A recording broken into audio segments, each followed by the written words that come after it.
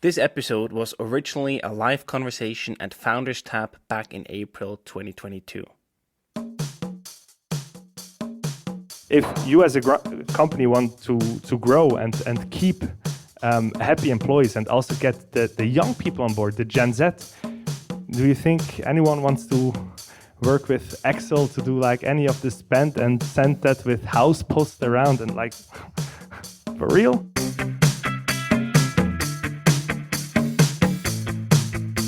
Welcome to the Swisspreneur Show, a podcast about startup stories and learnings from experienced entrepreneurs. Here's your host, Sylvan.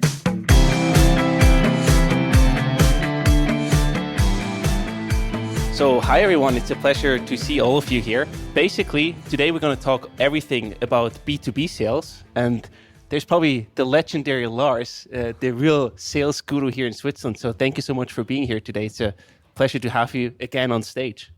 Thank you. We were just making fun because there was Sylvan, serial entrepreneur, and then Lars, serial guest of the Swisspreneur Show. Absolutely. So Lars, you recently raised your 80 million Series B round. You also won Sequoia, one of the best investors in the world. I wonder, what were your challenges when you started Yokoy, and what are your biggest challenges today? How did they change over time? Yeah, so thanks God I have some good co-founders that can also help raising capital. And the challenges the challenges, they change constantly as you grow as a company. I mean, in the beginning, I always remember we didn't have the money to hire people, and now we have the challenge that we can't hire fast enough, right? So the challenges, they change a lot, right? And if you are like a small startup, your biggest challenge is like the next quarter having enough money for paying your employees and having enough revenue to raise your next round. And when you raised a big round, then it's more like long-term challenges that you have. And one of them is like, how do you spend 80 million? I mean, that's also a challenge, right? I mean, I'm sure you have a few items that you want to spend that on. I mean, so for real now, so we will use the money, especially for our expansion, which is a big topic now. Also for our products.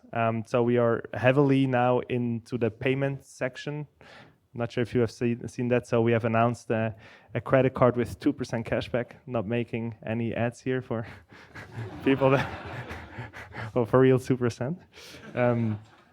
And next to that, we're also heavily investing in building up like a very strong partner channel, because that worked out really well from the beginning. So that is where the money goes. And then of course, new office and bigger teams. And of course, if you have more salespeople, you also need more tech people, more customer success, and so on and so on. And yeah, I mean, B2B sales, that is basically an essential part of your journey, of your growth journey that is yet to come or to be continued. And just for everyone here, if you do have any questions that you want to ask Lars, there will be a chance at the end. So we're going to go talk through the B2B sales process, the best tips. But if there's anything that you want to ask him at the end, save it, write it down so he can make and pick his brain. So let's start with generating leads. That's usually the first starting point, because you need to have some leads that you can actually work on. What are your best lead generation strategies? So the best is, of course, if you have a marketing team that will generate leads for you, and we have that now. We have that. We have.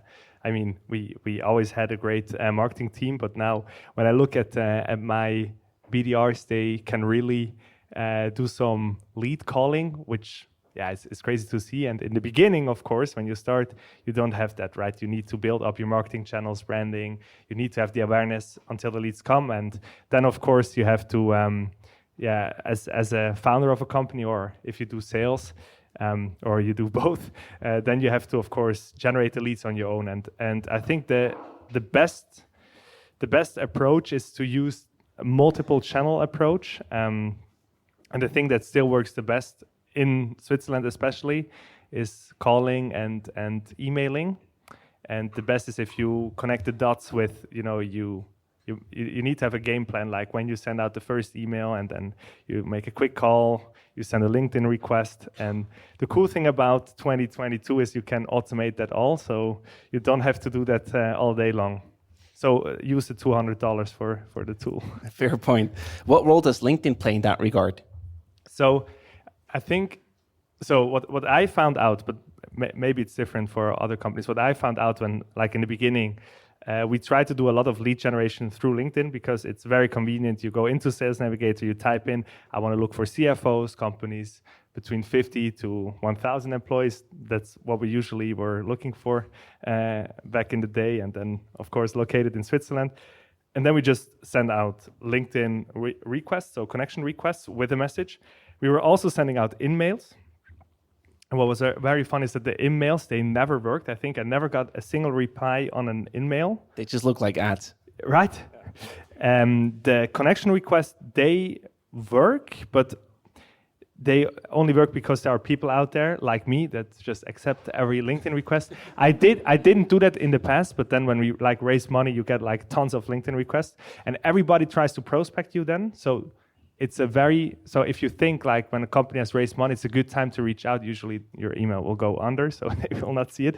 But I think the role that LinkedIn plays really well is when I send you an email and I follow up with a connection request saying, hey, I just sent you an email. And when I grab the phone and call you, I can refer to, hey, so when I try to contact you through email, I sent you a LinkedIn request. Like, does that ring a bell? And then it's great conversation starter. So really the multiple channel approach that you described Exactly. before. Now it seems that you're shifting more towards content and also partner network to acquire new leads. Is that something that just comes with the growth of the company and changes from the early days? Yeah, I think what for me was crazy to see is at Beekeeper, we were actually struggling to building that partner ecosystem. And I think that was also because Beekeeper, I mean, if you look at Yokoy, we know exactly. We sell to the CFO or to the accounting department, and we also know exactly what are the systems where Yokoy will be integrated in. If you look at Beekeeper, that was a bit of a challenge because often it was a standalone solution. So Beekeeper was also struggling building up the partner channel back in the days. I think they have now built up a very big partner business. And so I thought, okay, in the beginning, it will maybe not work out well. And what I recognized is that even in the beginning, we had a lot that were interested in partnering with us. So we were like, okay, we will just go for a very basic referral model. So what we did is we asked Beekeeper to send us a referral contract.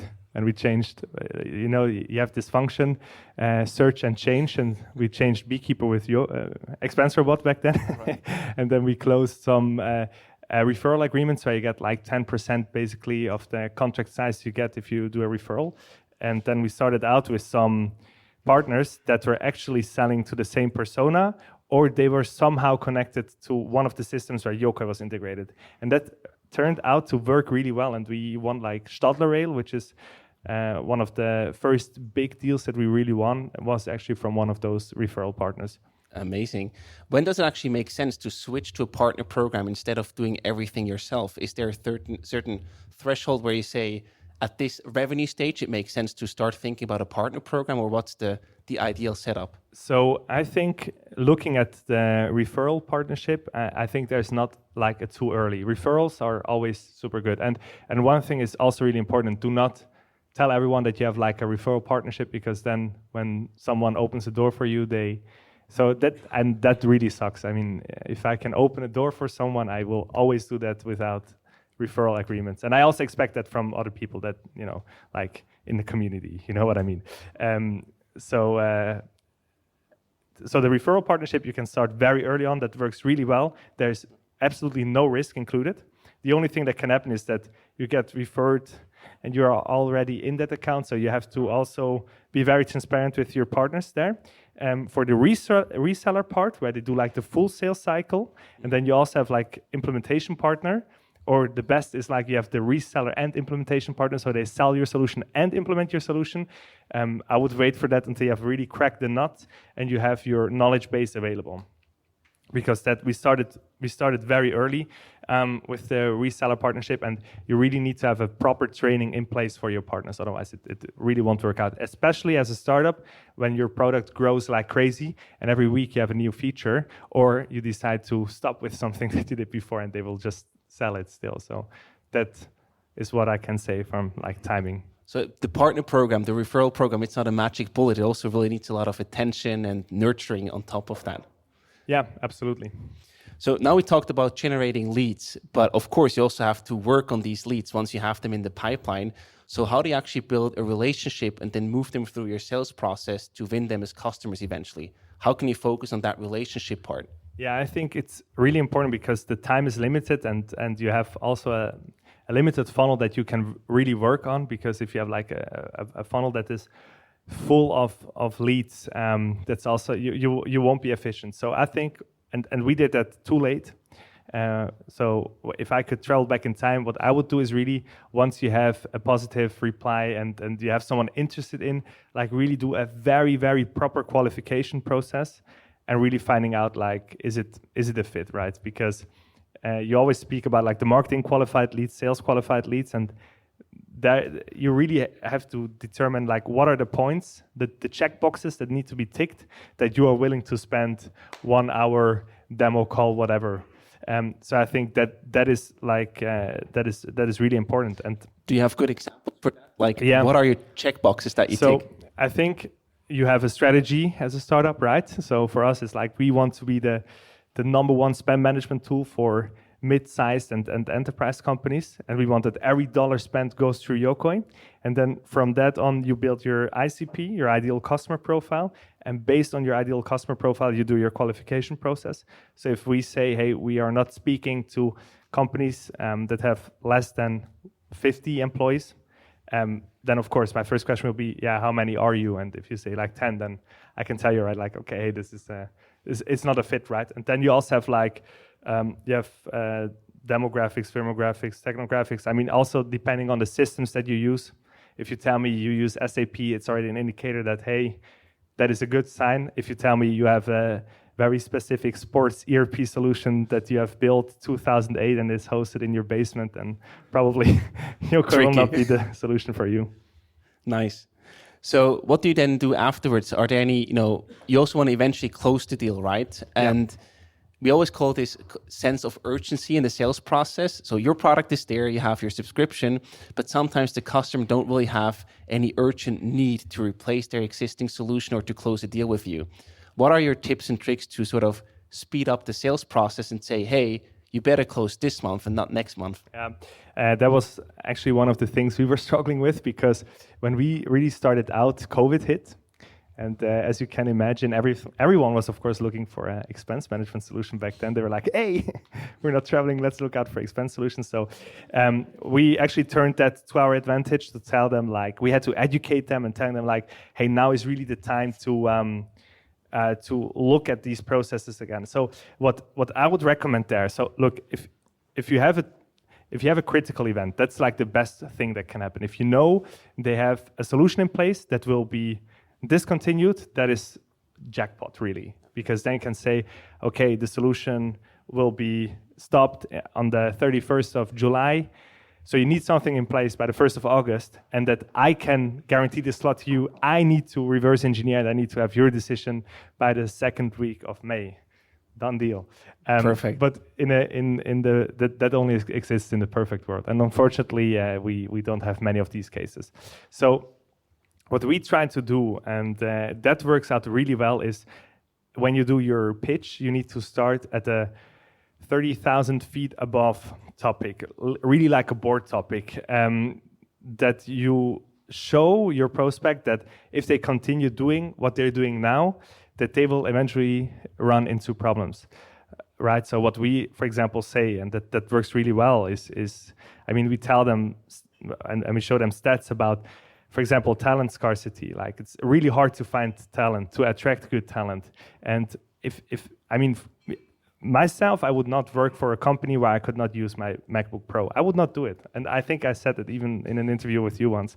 So I would not do that. And I think, therefore, it's really important that if you as a company want to grow and keep happy employees and also get the young people on board, the Gen Z, do you think anyone wants to work with Excel to do like any of the spend and send that with house post around and like, for real? So that helps a lot. And then, of course, together with the engagement, you need to keep someone engaged.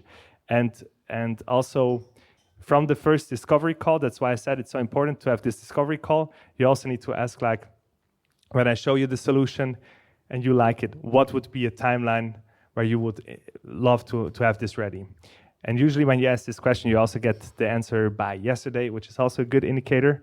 And if they say, yeah, by 2024, then yeah, it's not really a qualified lead, right? Then you can say we speak again in 2023. I think you mentioned a few very important points, right? First one is you basically map and link your solution to the larger business objectives of the company to really show, hey, you need us. This is important. We have business value.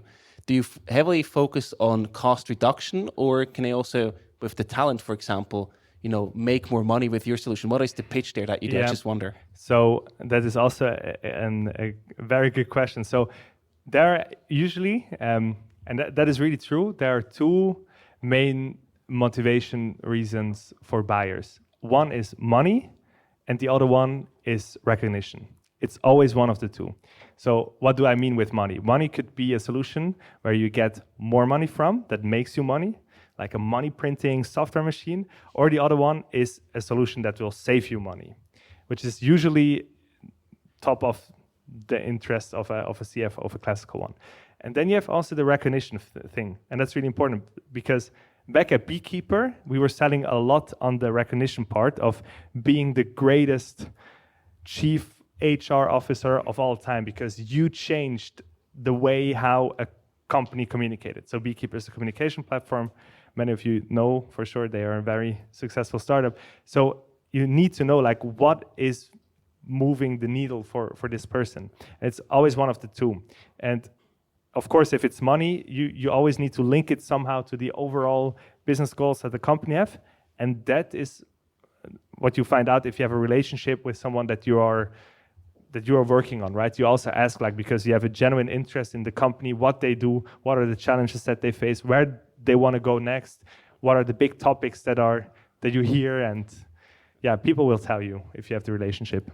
Should you also try to do both? Because I can imagine this can be the holy grail, right? You have the company saving money with Yokoy because it's way more efficient, but you also make the CFO the real champion because he or she introduced a kick-ass solution and all the people love at the company. Is that the holy grail that you're looking for?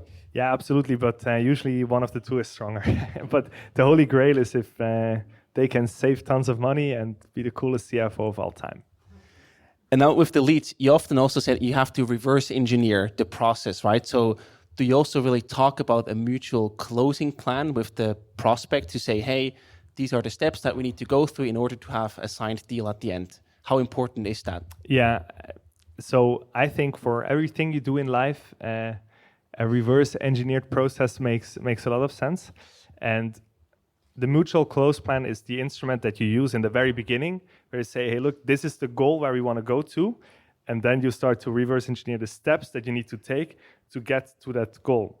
And that is called your mutual close plan, because after, like when you had your meeting, you decide what are the next steps in order that you can still be in the timeline to reach your close date, that you can hit the implementation date.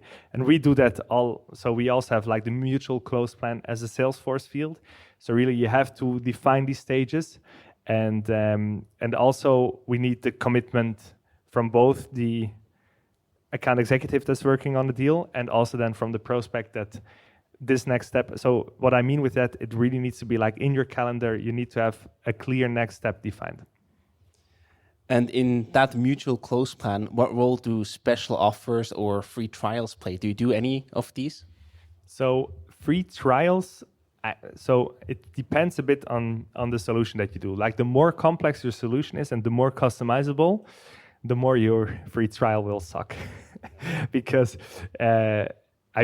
to show like the real value of Yokoy, I would need to give you a credit card that you can use to spend money. You need to open up a bank account and you need to integrate it with your ERP system, and that just doesn't work. And that's also one of the reasons why we don't do any pilots. So we don't do like proof of concepts. And I also had once a session here at the Blue Line where I also spoke about proof of concepts, and I really hate them. They're also not really great for investors, and they are not like influencing your ARR. So yeah, I would stay away from that, and really also push right for the for really a a full-fledged implementation, and then you just shorten your contract period for like 1 year instead of 3. But isn't that way harder to close than doing a free trial?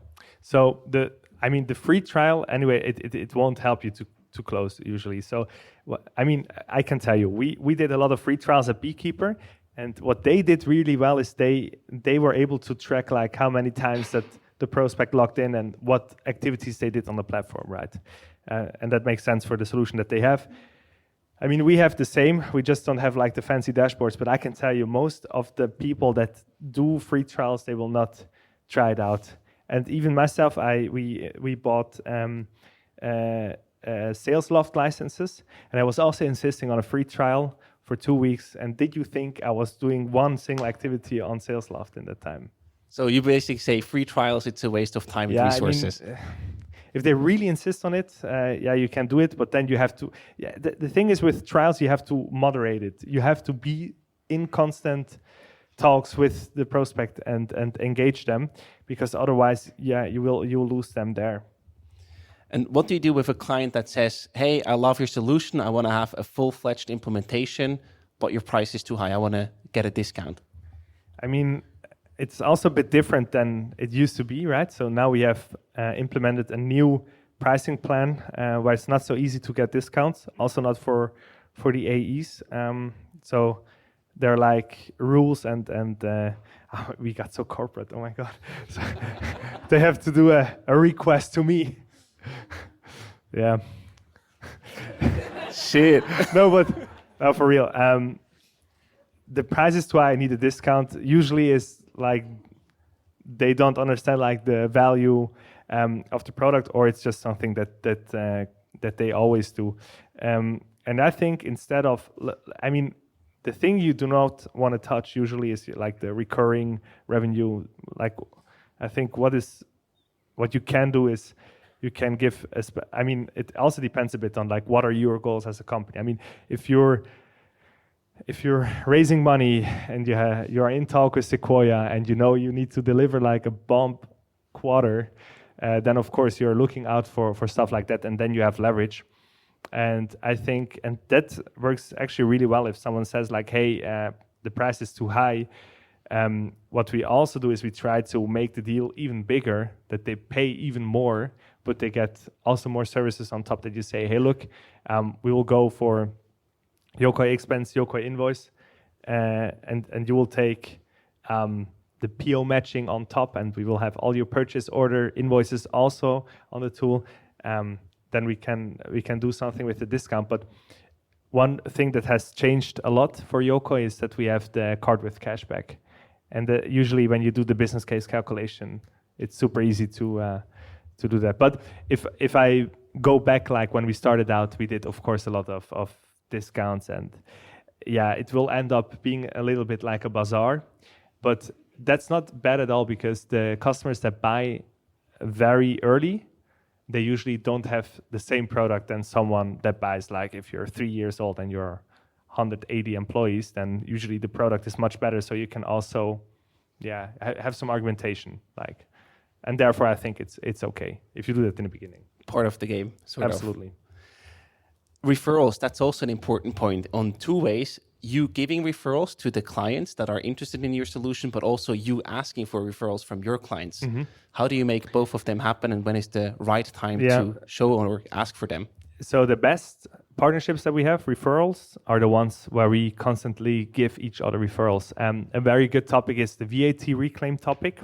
So if you have an entity, I'm not a tax expert, but if you have business in Germany, for example, and you have an entity in Germany, you can reclaim all of the VAT. You can even reclaim the VAT from your Swiss entity when you bought stuff from Germany, like over your Swiss entity. And there are tools for that, and we work with those VAT providers together. And that is like something really cool, because within the qualification, we even ask like, VAT reclaim, is that a topic that you do? They're interesting, so okay, I can potentially refer them to my partner. And I said in the beginning, the best partnerships are the ones that are both bi-directional. That is because if you're talking to the same decision maker, and your solutions are somehow connected, then you can really get into that crazy lead flow.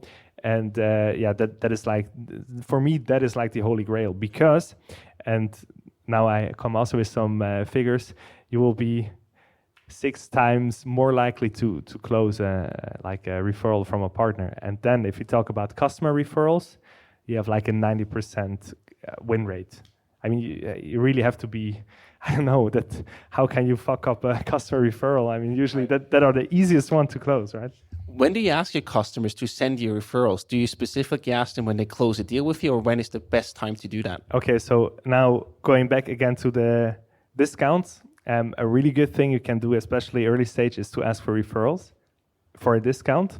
And then you have to insist on them giving you warm intros even before you do the implementation, because you might have some bumps on the road during your implementation. But it works out really well. Usually they're like super open for that.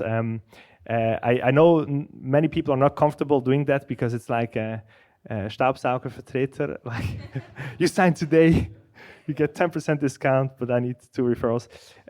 So that works really well in the early stages. And then, of course, what you want to implement is like a journey where after the contract signature, you go into the implementation phase where you have your customer success manager, like a nice face, and you will get a great experience going through that process, someone that is really taking care of you. Then that is also a great point in the journey to ask for referrals. You also ask clients multiple times for referrals? Yeah, we do. Perfect. Now, I also want to talk about tools. I know you've tested them all. So what are your favorite tools when it comes to the whole sales process? So my favorite tools are the ones that our data protection officer approves. It's also one thing that has changed. Before, we were just buying lead lists from a guy named Diego or something. We're not being recorded, right? No, we never. No. No, I mean, lead lists are really good thing. No, lead lists are really a good thing, and like on Fiverr, you can find them. You just have to be really careful, right? With the, for real, GDPR, take it seriously, especially if you prospect in Germany. So sales stack, so the tech stack of sales. So I think, and we did also many mistakes there. For example, we implemented HubSpot when we had like 100K ARR. That's like when we started to implement our CRM solution. And back then we didn't really know like what are the proper fields that you need to have in a CRM system. And we were all like, yeah, I mean, we worked at it with Salesforce at Beekeeper, so we know how to set it up. Turned out that now we have a data problem because we fucked up the settings, and we didn't want to pay for like professional services to implement it properly. So again, a fuck up that we did there. But coming back to your question, I think the most important one is your CRM tool, where you log everything, because that will also be the tool you use for forecasting. And also, I mean, when you start fundraising, you will have to give a lot of numbers, and they want to know like what is your sales cycle, your average deal size. Without a CRM, it's going to be hard to get all those numbers. And then what I would recommend is to get a proper prospecting tool. Depends a bit on the size that you have. We now implement SalesLoft really for prospecting, which is a great solution where you can make, they call it cadences. It's like a sequence where you have first email going out, then you do a call, LinkedIn invite, etc. But also there are for smaller startups, you can have like Interseller. I mean, there are tons of tools that you can use. I think even SalesLoft offers for smaller startups a growth plan that you can grow into. I think that is really important. And then, of course, one of my favorite tools or licenses, Sales Navigator. I mean, I love it. That's just like, it's like die gelben Seiten, but for if you want to do B2B sales, it's like, yeah, you can find anyone up there. Yeah, let me think what else. Yeah, I think that sums it up pretty well. I mean, we even have tools for like your slide decks and customer engagement during the meeting, but I think the most important ones are those that I just mentioned. Are there any tools that you would say, oh, please stay away from them, never use them? Oh, I have one. I asked when we founded Yokoy, like also a VP sales of StarMind, what is the tool that we absolutely need to have? And then he was taking out his phone and he was like, this is the only tool you need to sell. So I just wanted to say that. And the tools, your question, where I would recommend to stay away from it.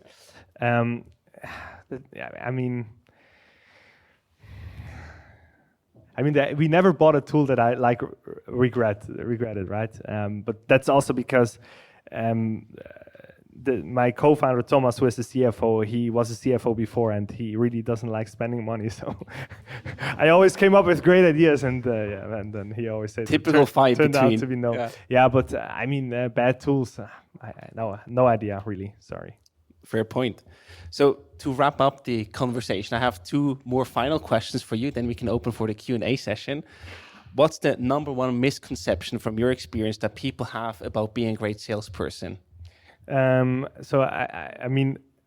think one thing that I experienced, I experienced back then when I also did a lot of direct sales, is that you are like not genuinely interested in what a company does, and you really want to make like the short-term money out of it. And I can say that is a lie. For me, and that's up until now. I don't do any sales calls, but sometimes when we have like important, so we closed ABB, which is a big customer. So of course I went with the team to the meetings, and whenever I'm in a sales meeting and I can ask questions and they tell me about their business, what they're doing, their challenges, that is something that I really, it really sparks the fire in me. And also like tons of ideas come to your head for your next startups that you could do. So I really love talking to people. So yeah, it's not about like the short-term, success, money, whatever that you need for your company. But yeah, I think most of the salespeople that I know, they really love to learn about the companies, how they're doing it, and expand the network. Most of the salespeople, they are like people persons. They love to connect. They love to exchange. So yeah, that is one of the misconceptions. And the second one is that outbound doesn't work. That's just complete bullshit. Absolutely, yeah. I love the first point that you mentioned. It's basically about natural curiosity to learn more.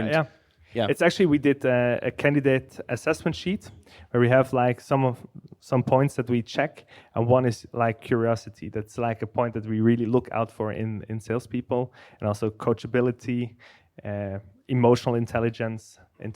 Like we have some points that we look out for in these people. And the second part is always some rapid fire questions for you. We're just going to wrap up with those. So I give you either a choice or a quick question you have to answer in one sentence. Okay. You're already experienced in that. We did that many times. I know. And you sent me some rapid fire questions once, and I thought that were the ones you're going to ask, but he was just telling me like how it works. Then I was super surprised, like rapid fire. And I was like, oh shit, I need to answer now. Sales or marketing? Sales. Cats or dogs? Dogs, come on. Salesforce, Pipedrive, or HubSpot? Depends on your budget and the size of the company, but I would always go for Salesforce. Europe or the United States? First Europe, then United States. And the last one, how would you like to, have an exit with Yokoy? Trade sale or IPO? So if Elon Musk wants to buy Yokoy, I would say trade sale, but otherwise IPO. Okay. If Elon calls, it's okay. Yeah, for sure. Great. Lars, thank you so much for all these insights. And now we have a few more minutes for questions. First, thank you, and a big round of applause. Thank you.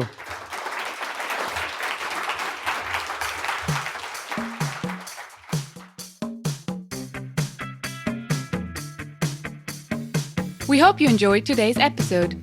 If you did, you can support us by rating our show on Apple Podcasts. This way, we can reach an ever-growing number of aspiring entrepreneurs.